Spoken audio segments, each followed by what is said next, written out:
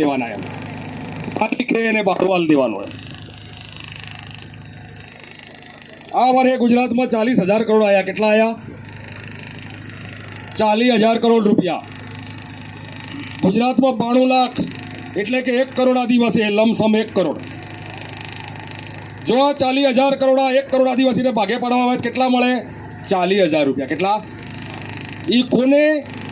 આજે જન્મેલા સોરાહાવ માંડીને ખાટલે મરવા પડેલા ડોહા સુધીના બદન.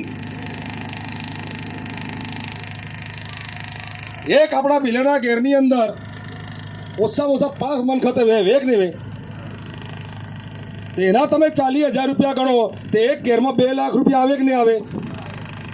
તમારી જમીનમાં તમે લાખ કમો, 2 લાખ આપણને ભાડું મળે, 3 લાખ મળતા હોય તે તમારે એ સુરતમાં ને કાલાવાડમાં ને કામ મજૂરી કરવા જવું પડે ખરું?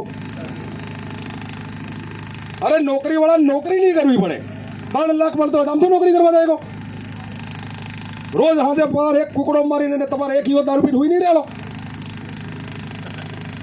આ નથી કરવાનું. પણ એક વાત કહું, એટલે આજે આપણને મળવું જોઈએ એ આપણને આલ્યું નહીં. કોઈ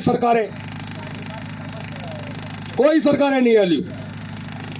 અને એ જે 2 લાખ રૂપિયા આપણને મળવા જોઈએ એમાં મેં આગળ કીધું એમ પેલી કીટ અને 500 રૂપિયા એમ કરીને 18,000નો સામાન તમે વર્ષે આલી 1,82,000 રૂપિયાના ખિસ્સામાં દબાવીને બેઠેલા હેગા.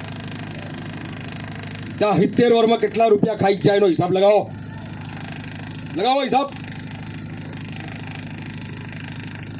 ભારતનો કાયદો કે આ માલિક હે આદિવાસી. એના કાયદામાં લખેલું છે કે માલિકને જેમ વટથી મેલ બનાવીને રેમ એટલા રૂપિયા આપણને મળે એવા છે. અને તોય આની બસોના સાપડા ઉપર બીહીને સુરતમાં મજૂરી કરવા જઈને ગટરને ટેકે ઝૂંપડા બાંધીને આપણે રહેવું પડે આપણા માણસને. ખોટી વાત આ. અને મજૂરી તો આપણે કરતા હતા.